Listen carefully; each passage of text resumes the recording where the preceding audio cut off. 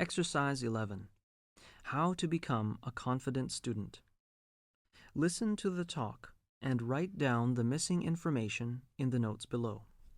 Good morning, everyone, and welcome to our regular lecture on college study issues.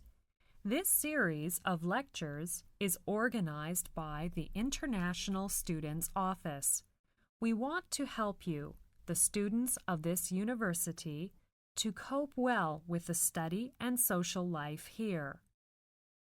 This series of lectures is designed to help you discover the ways in which you learn most easily and most enjoyably, and help you define your own goals and preferences as you embark on your college career and look ahead to life and work in the future. It includes discussions, illustrations, and easy-to-understand suggestions on ways to develop all the skills you will need to perform well in your classes and build confidence in your ability to learn. Some lectures will contain many ideas for strengthening a particular skill, but you can try out as many ideas as you like for studying.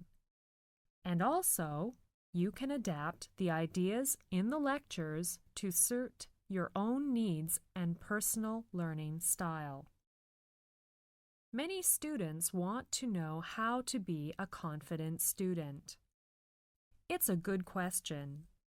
Strategies for becoming a confident and successful student include making use of the 4 keys to success in college discussed in this lecture. 1. To assess your academic strengths and weaknesses. 2. To discover and use your learning style. 3. To sharpen your thinking and study skills. 4. To adapt to others' styles. Let's talk about the first one. To assess your academic strengths and weaknesses means to be realistic about what you are able to do. This will help you select courses in which you can succeed. This is the most important key when you enter college.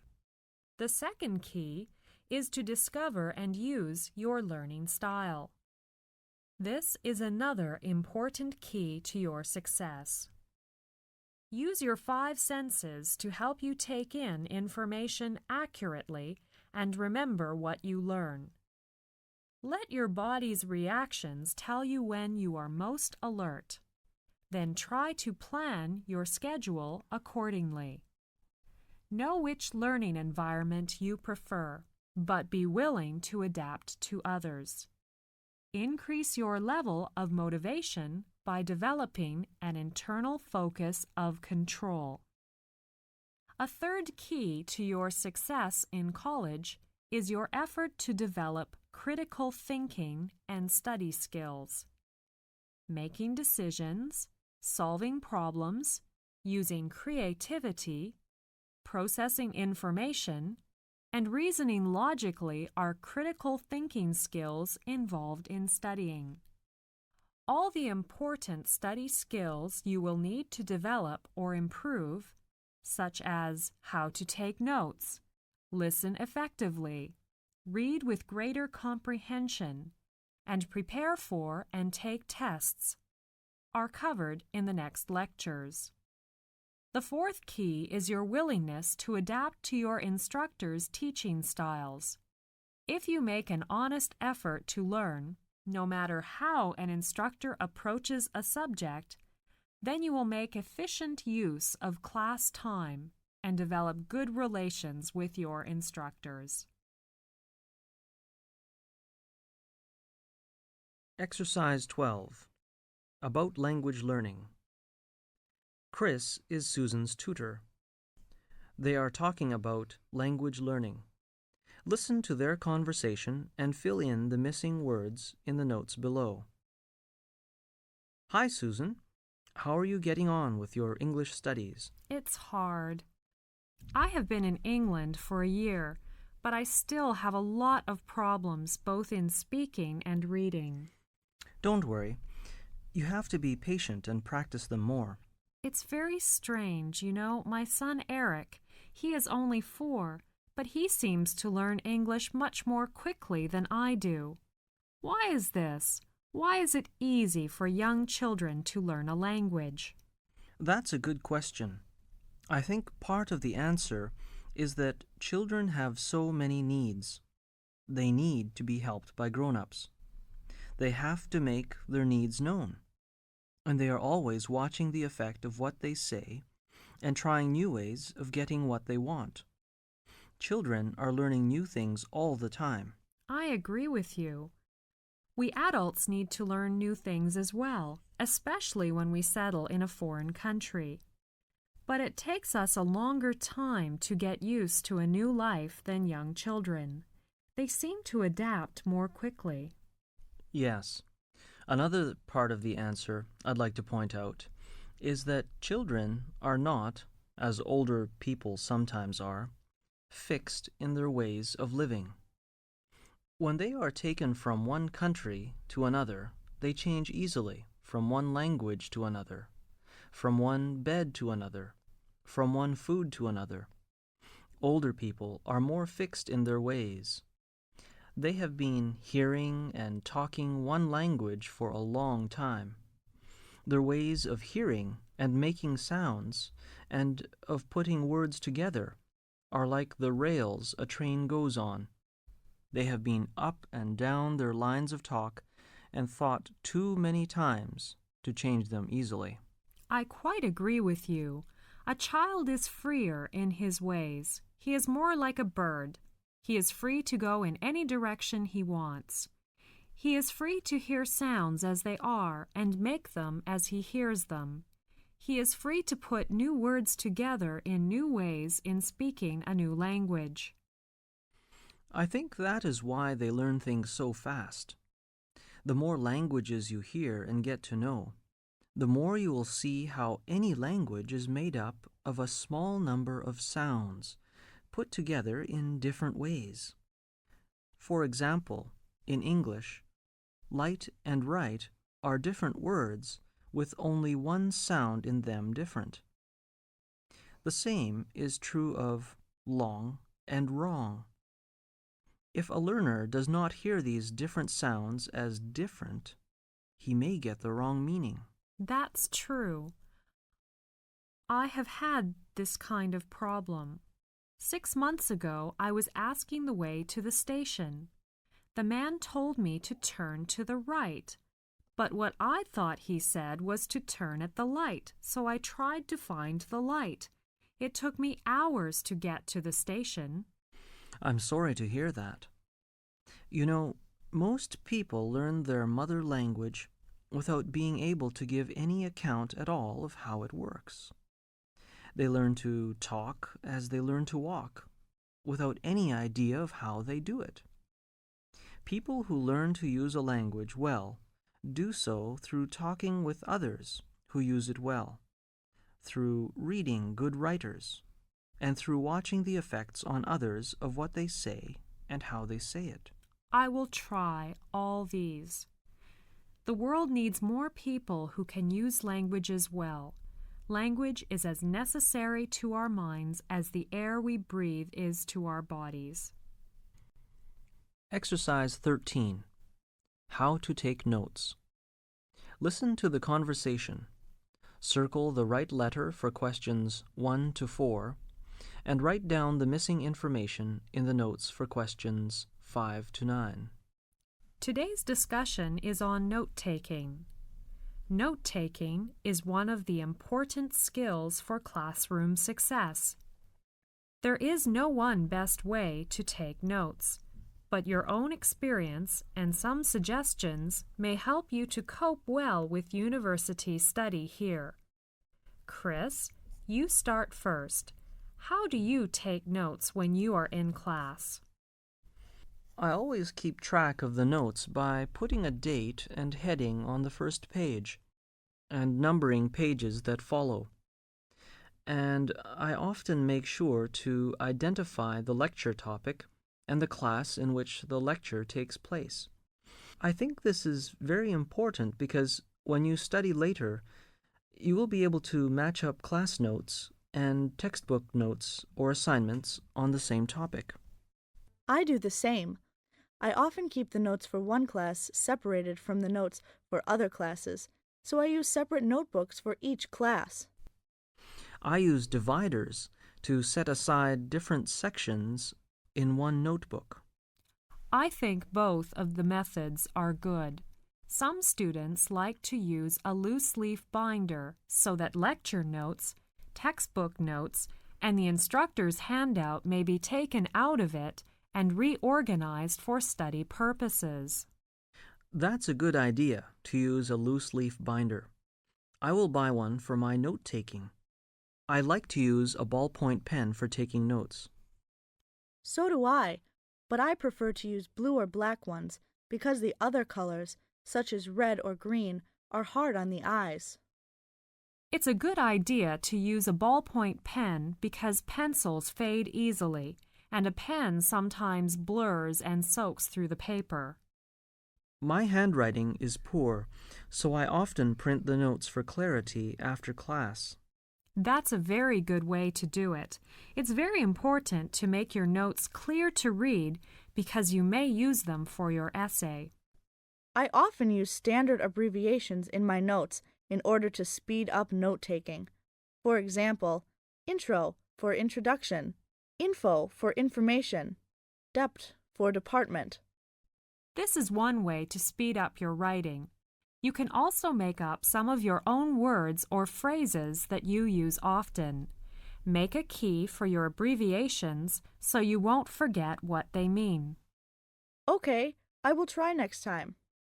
I often copy anything that is written on the board or on overhead transparencies into my notes because I find test questions often come from material that is presented in these ways. Really?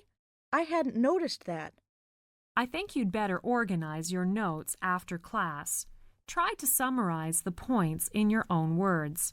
It will be easier for you to remember your notes. That is a good suggestion. Another suggestion is that you should review your notes to fill in gaps while the information is still fresh in your mind. The purpose of taking notes is to help you remember information.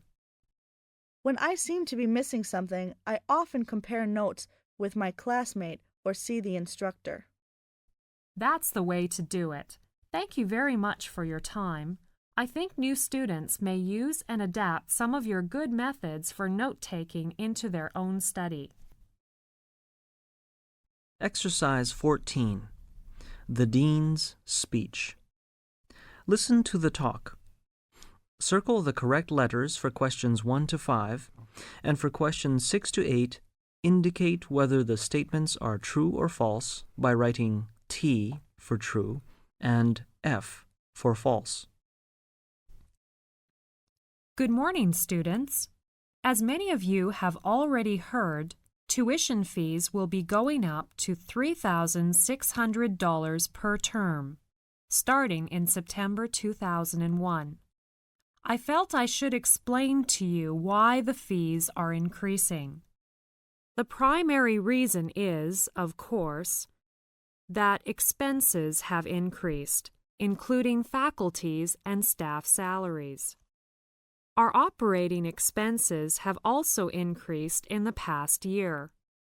As we try to maintain a high level of service to our international students, we have added new staff in the last year to meet the growing needs, including a manager of admissions. We have also expanded our homestay staff to improve our homestay services. Unfortunately, when expenses increase, the costs have to be passed on to the student.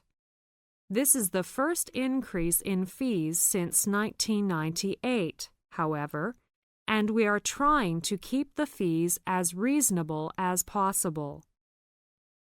To compare our fees with other institutions in the province, the University College of the Cariboo is raising its fees to $3,800 per semester starting in September 2001. Programs at UBC start at $13,830 per year. At many institutions, the tuition fees for academic courses in the third and fourth year level are higher than those for the first 2 years are because the costs to run the courses are higher. We have decided not to differentiate the fees, but to balance the costs by charging the same tuition for all 4 years. I would like to tell you that we value your opinion and want to make sure that you are satisfied as a student at the college. If any of you would like to meet with me to discuss the fees or any other matter, you are welcome to visit me in my office in Building 359.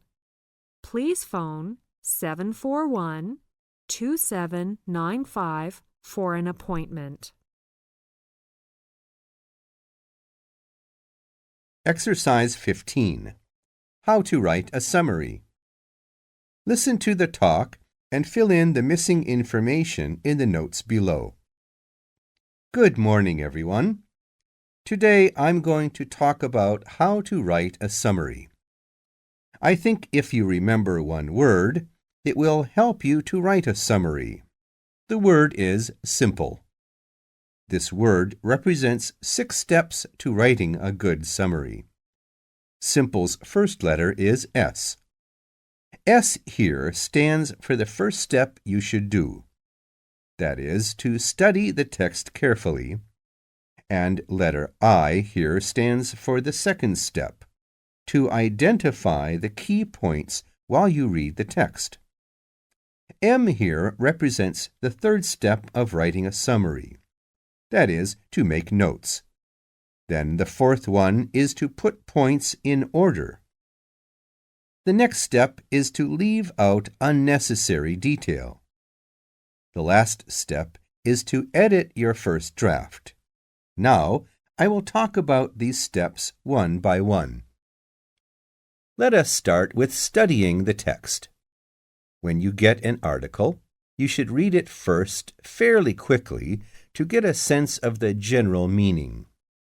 Then, read it more carefully, following the writer's argument and noticing what is fact and what is opinion, what is a general statement, and what is a particular example. It is often helpful to summarize each paragraph in a few words at this stage. Now, let's turn to identifying the key points. You must go through the text and mark the places where important information is given. You can underline or highlight with a colored pen or simply make a mark in the margin. The third step is to make notes. This is a very important stage. You should write down the key points you've identified in note form in your own words. This is also especially important in an exam because the examiner needs to know you understand what you have written and that you are not just copying from the text. Let's turn to the fourth step, to put points in order. You should look at the list of points you have made and see if there are any which go together. Then decide the best order to put the points in. Number the points in order. Now, let's look at the next stage. Leave out unnecessary detail. This stage is much like the tailor who cuts off unnecessary parts for making clothes. You should choose the important facts and get rid of unnecessary detail. The last stage is to edit your first draft. You should check the spelling and grammar, counting the number of words. If you have many fewer than the limit, you should add in something, so it is important to check the original text again. If you have more than the limit, look for ways of combining points in one sentence or of losing words here and there. If you follow the word simple, It may help you to make a good summary in an academic essay.